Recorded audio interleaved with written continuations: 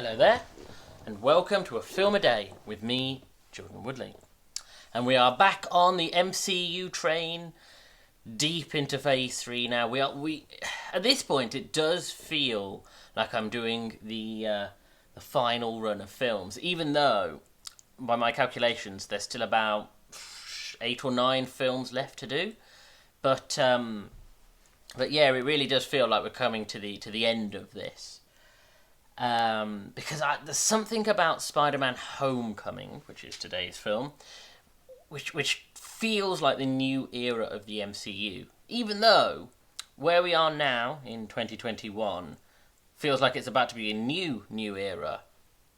There was something about Spider-Man and the way that they wanted to tell the Spider-Man story that almost felt like it wanted to embrace what had come before, have its own identity, and usher in sort of a new chapter within the MCU. I mean, the Spider-Man legacy is difficult because I think the relationship between Spider-Man and the Marvel Universe as a whole, whether it be in the comic books or in the films, has always been strange. Because on the one hand, the one version of this is that when Spider-Man was conceived, he was supposed to be almost the working class, local hero, little bit of an outsider, little bit of an underdog, who yes, the rest of the Marvel Universe still rattled on with its big scale stories, but Spider-Man never quite fitted in, so that's why he wasn't on the Avengers for a long time. That's why, he had all of this strange rogues, a lot of whom weren't big-time planet-conquering villains, but they all tended to be, mad scientists or criminals. But that's not entirely what Spider-Man was, because on the other hand, you have the problem that Spider-Man, and it's not a bad problem, but it's the fact that Spider-Man was the Batman of the Marvel comic line, and the Batman of the movies as well, in terms of he is the biggest hero. He's the one with most people, when they think Marvel, their first thought will be Spider-Man. Maybe X-Men, but toss up more. If you think one singular hero from Marvel, you think Spider-Man. And so, all of us, and he does have, like Batman, for DC, he has a rogues gallery that people can identify, like the Green Goblin and Dr. Octopus and the Lizard. And there was something about his personality, his relatability, that made people want to champion him. But then you got to that problem where all of a sudden they wanted him to be on the Avengers teams, and he would be put on the Avengers teams, or the biggest events in the comics would be around him. And so you have these two narratives for the character that really don't quite work with each other. And then in the films, you have a similar issue, which is, if say you start with the Tobey Maguire films, where, yes, we'd had X-Men before and Blade, but the Sam Raimi, Tobey Maguire-led Spider-Man really ushered in the new era of superhero storytelling. And there was something about the way that Sam Raimi constructed the narrative and constructed this epic story that's also deeply personal and complicated that people wanted to see this new kind of movie storytelling. But of course the Sam Raimi Spider-Man stuff doesn't really work in a universe. It only really works inside of its own storytelling.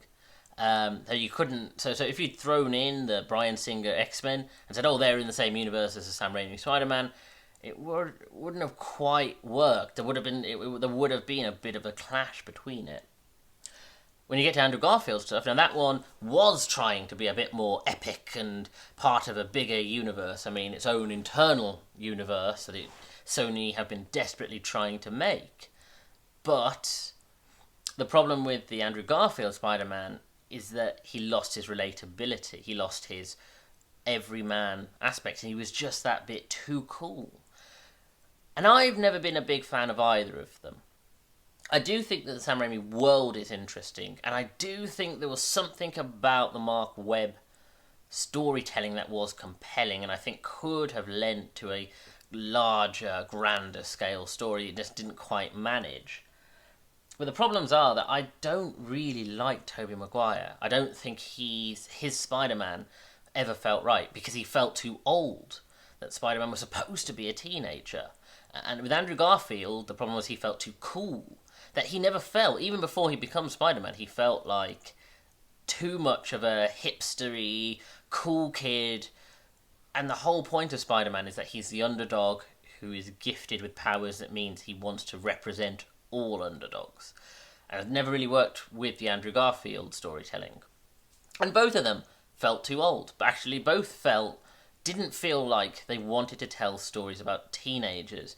It very much felt like it was constrained because Spider-Man's origin is about a teenager, but really they wanted to accelerate it so he's sort of in his early 20s.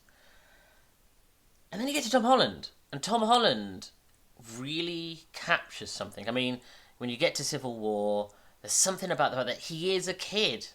Compared to, you have the MCU, you have the grand story around him, and he is just a teenager surrounded by these gods and monsters, and he does feel a bit out of place. And then you begin this film, and the interesting narrative about this film is the fact that it's about how we aren't in a world where we have... It's not the world outside our window principle. We don't have to start a Spider-Man film by starting in what we would assume is the real world and then slowly building up to superpowers and lore. People, we now are in a generation of people who have been following the MCU for a decade at this point. And we're at that point now where, we understand what superheroes are. We don't need, people don't need explaining what a superhero is or what, a comic book world is. So you're just thrown into it. And that's a strange place to start this story. And considering the fact that you don't get the Spider-Man origin, it's sort of offhandedly given, you don't really get an origin to the world because, of course, he was established in Civil War. We're just thrown in to this teenager's life. And you could say, well, how does that work? Because how do you make that an everyman story? Because this version of Spider-Man is not quite the everyman that we're used to. He's much more the digital age teenager who's vlogging everything and filming everything he does. He goes to this... He doesn't go to a normal high school. He goes to this high-tech school for, gifted, or at least it's for sort of science and technology, and is to advance, for people who are good at science and technology. And of course it's in the MCU, so even the superheroics are mundane. And I think that's the secret of it. The secret of the source is the fact that, whereas before the story was about how remarkable Spider-Man is, the arc of this film is about how mundane he is. That, how do you... it sort of establishes the idea that how can you be this grand superhero when Iron Man and Captain America are fighting civil wars, when you have, the attack on New York, and you have this kid who has powers, has oversight, but he wants to get out from the oversight and wants to just be a superhero. And it's about the idea that it's like, well, there is something underdog about that. And there is something about him who's just, it's about that on a day-to-day basis, he wants to be able to stop crimes and do the kinds of things that we would imagine from a metatext point of view from the comic books, where every day is bank robberies and every day is a supervillain is flying around. But that, it establishes that's not really the everyday. And if you're going to be sort of the neighborhood, basic superhero, you're gonna do, you're not gonna your days are gonna be fairly mundane. And I think that's sort of the story of Homecoming, is the idea of the struggle of this teenager who has this gift, who is shoulders with Tony Stark, and yet has the mundanity of being the neighborhood Spider-Man, the neighborhood hero. And it does try to sort of find other ways to explore the idea of sort of the working class within this grand storytelling, because of course you have Adrian Toomes. And I think as good as not Andrew Garfield, wrong Spider-Man, as good as Tom Holland is, I think the great decision was bringing in Michael Keaton. I honestly think when they decided to make this, they needed a powerhouse. And yes, Robert Downey Jr. does play a fairly prominent role, but the role is more in the shadow of the event. And you needed a Michael Keaton to carry a lot of this film when Tom Holland wasn't. And of course, this is part of the great renaissance of Michael Keaton, which sort of started with Birdman, is this, and of course now where we are, of course he's going to return as Batman in the Flash movie. And so, this is a Michael Keaton we've wanted to see for decades, right back from the Batman days. And yet he represents the idea of, we have a world of high technology, and yet at the same time, the working class schmo still doesn't get a look in, that the Tony Starks and the damage controls of the world take away any opportunities for people. And they work really hard to try and make him a sympathetic villain, that he is just representing someone who is just on hard times. And I think if you go back to what I was saying at the beginning about the struggle of Spider-Man, I think it ultimately comes down to the fact that Spider-Man, as I said, his villains are scientists who have gone wrong, or criminals who've acquired technology just that little bit more advanced than is normal.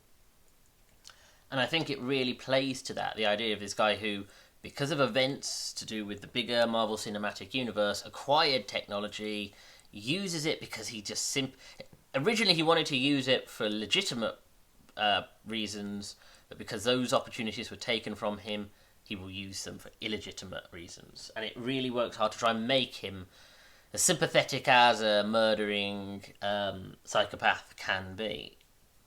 And of course you have that scene between him and Peter in the car, and that scene is so good. It's for a silly, goofy teen high school film, that scene is the great scene of the film, where they're in the car together and you see Adrian Toomes piecing it together and piecing his Peter's identity together. Because ultimately, the other side of this is that it wants to do the thing that the other Spider-Man films have never done, and be a high school film. And so it really leans into... There's something of the Superbad about it. Where it really, the Jonah Hill, Michael Cera film, it really wants to lean into that with of course, Peter and their leads and the supporting cast. There's something, it wants to lean into the goofiness of high school. And again, how weird it is to be a high schooler in the world of the MCU. And I think it really hits that note in a way that no Spider-Man film before it has managed, where you don't want to, by the end of the film, see Peter graduate. You actually want to see the entirety of this series follow it. This, say, trilogy is what we are foreseeing of Spider-Man films, follow a teenage Peter Parker.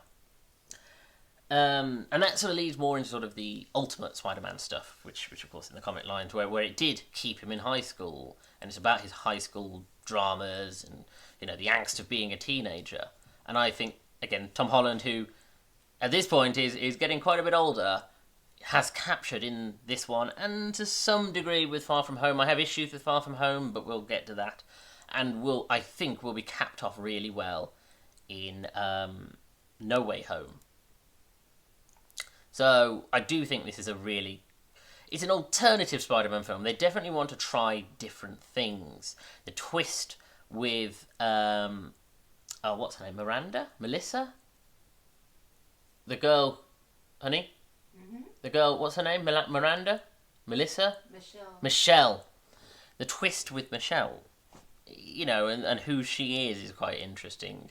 The way, of course, we have Marissa Tomei as Aunt May, and her arc within this, and the way it ends at the end of the film is an interesting subversion, and it definitely trying to be like, this isn't the comic book Spider-Man. We are going to try to do some different things. You know, if you want your more classics to take a Spider-Man, go back to Raimi, you know, or even to Mark Webb.